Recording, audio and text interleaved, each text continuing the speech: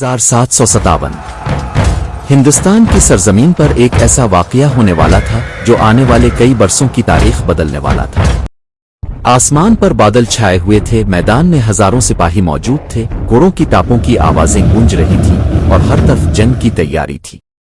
लेकिन किसी को मालूम नहीं था कि ये जंग सिर्फ तलवारों और तोपों से नहीं जीती जाएगी, बल्कि इसके पीछे एक ऐसी साजिश छपी थी जो पूरे बरसगीर की तकदीर बदल देगी।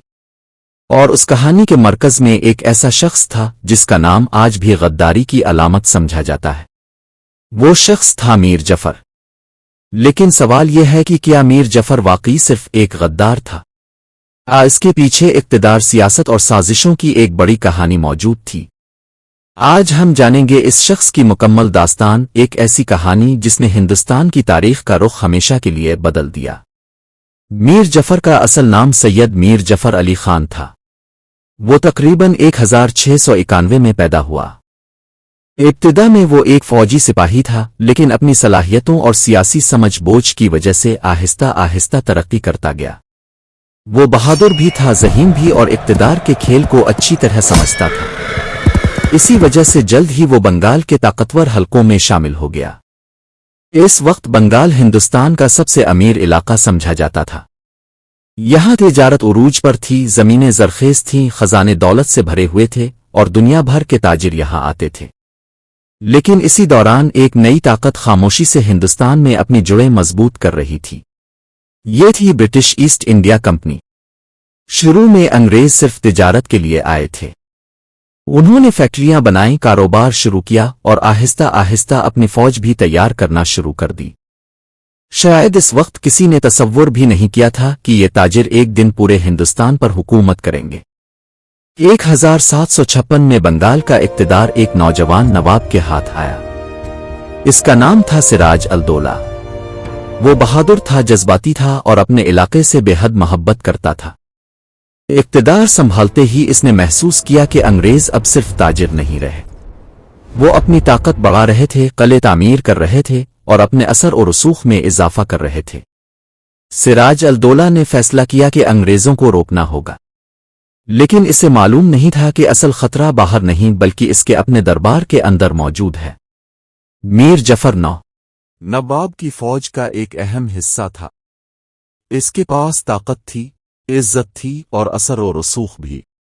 लेकिन एक चीज ऐसी थी जिसने इसके दिल में बेचैनी पैदा कर दी थी, इक़्तिदार की ख्वाहिश। वो खुद नवाब बनना चाहता था। शायद इसके दिल में ये एहसास पैदा हो चुका था कि हुकूमत इसके हाथ में होनी चाहिए। यही ख्वाहिश आहिस्ता आहिस्ता खतरनाक शक्ल इख्तियार करने लगी। दूसरी तरफ अंग्रेज भी हालात का बगौर जायजा ले रहे थे। उन्होंने महसूस किया कि अगर बंगाल पर कब्जा करना है तो उन्हें मैदान जंग में जीतने से ज्यादा दरबार के अंदर खेल खेलना होगा। उन्होंने मीर जफर की कमजोरी पहचान ली, इक़्तिदार की ख्वाहिश, और फिर एक खुफिया मंसूबा बनाया गया।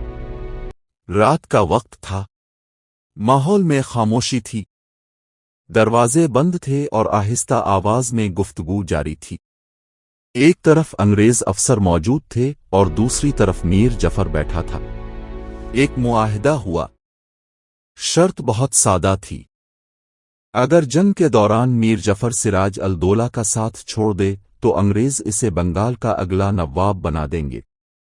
बस यही वो लम्हा था जिसने तारीख का रुख मोड़ दिया। 30 जून 1757 पिलसी का मैदान। वो दिन आ गया जिसने बरसगीर की तकदीर बदल दी।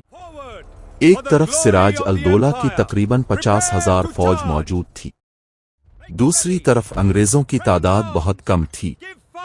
बज़ाहिर जीत नवाब की नजर आ रही थी, लेकिन जंग सिर्फ मैदान में नहीं लड़ी जा रही थी। असल जंग तो पहले ही पर्दे के पीछे जीती जा चुकी थी। जंग शुरू हुई, तोपों की आवाजें गूंजने लगीं, सिपाही आगे बढ़े, हर तरफ अफरा तफरी फैल गई।